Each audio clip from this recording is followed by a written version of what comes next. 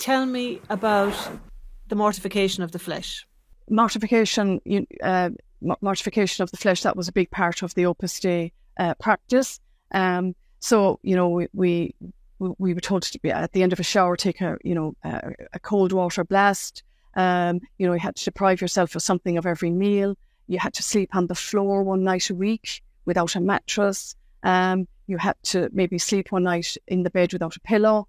Then there was the thing that gets the most attention really is the use of the Silas and the discipline.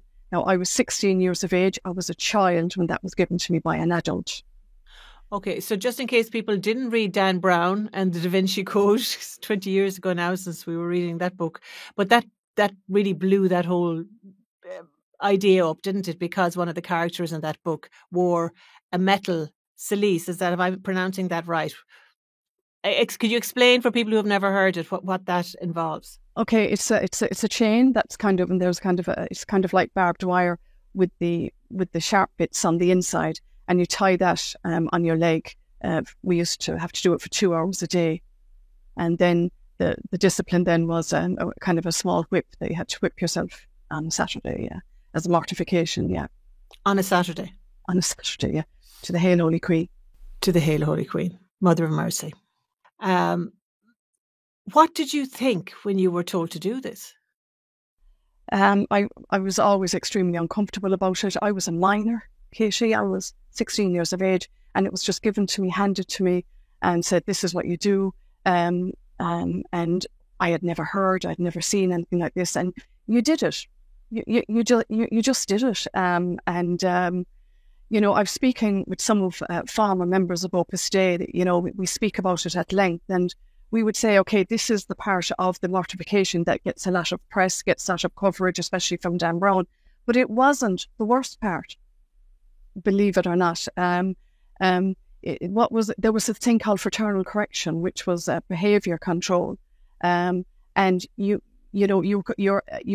your behaviour was completely controlled all the time, and you get these fraternal corrections for doing something wrong, and you had to take it. At the end of it, you'd have to say, "Oh, thank you very much for saying that to me." So you couldn't challenge anyone, and that was constant. That was every day. You could be pulled for instance, not passing the butter at the table. Maybe I got a fraternal correction one day because I was shouting at a Cork were playing in the All Ireland, and I was shouting at the television, and I was using some unparliamentary language, and I got a very strong fraternal correction because I hadn't behaved like a saint. And I had to say at the end of it, "Oh, thank you very much," because you couldn't say, "Go away with you,"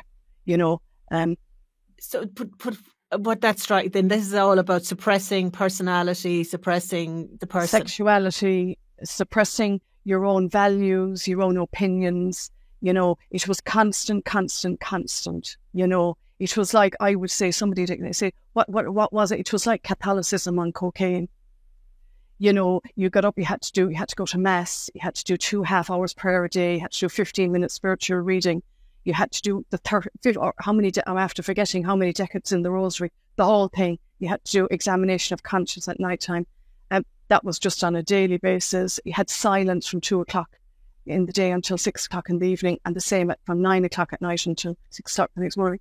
And then there was this fraternal correction. You had to do retreats, you had to do monthly recollections, you had to do benediction on a Saturday, you had to do confession. You had to have this one-to-one personal chat with a member of Opus Dei where you revealed all of your inner feelings. And I mean, that was before we even got to the work, the hours and hours of work. I mean, it was so intense, And were you in contact with people from your old life while all of this was happening?